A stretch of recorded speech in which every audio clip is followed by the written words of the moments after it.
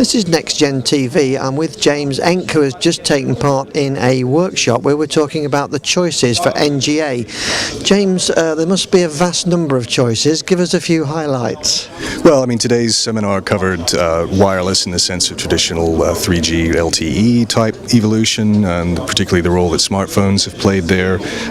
Public Wi-Fi, it's very interesting developments there, which again we've been involved with sort of indirectly, and satellite.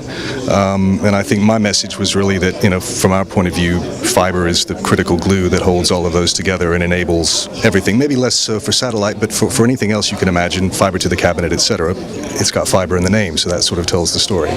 And I think you're also talking about the second-tier cities in Britain being probably a good centre to get some of this fibre technology to help investment. Yeah, we think in terms of socioeconomic revitalisation, the second-tier cities in the UK, I think, have seen a dearth of investment. There's a sort of infrastructure void in many of these places, and a real thirst from the local stakeholders in business and government to try to bridge that gap somehow. So the focus of our strategy is really around these second-tier cities in the UK and helping them realize across the whole spectrum of stakeholders what the real benefits of fibre can be.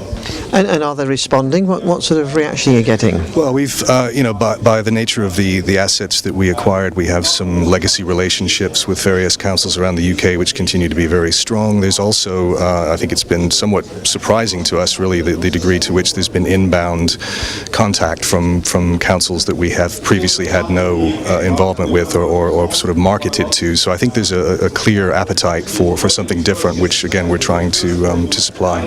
What do you think sort of holding us back in the UK? I mean, we've heard today that Britain's lagging a bit behind, particularly in FTTH. Why do you think this is?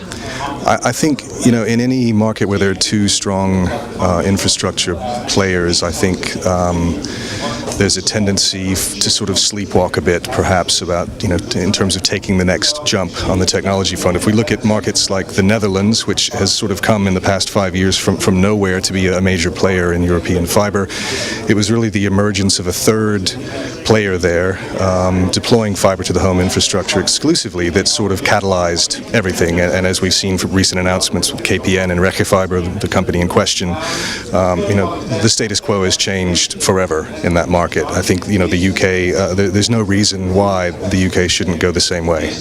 Yeah, I mean, we're seeing here, this is really, after all, the showpiece event now in the UK, and there's a lot of companies here this year.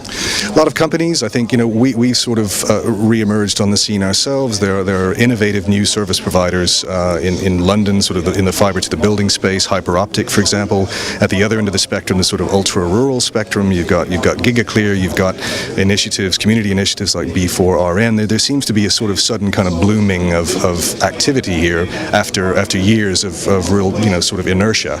And I think all of these things kind of work synergistically to create the market and to let us move forward. But it's a long road ahead. Yeah, well, let's hope it's a long and not too winding road. And thanks for speaking with us. Thank you. Thank you.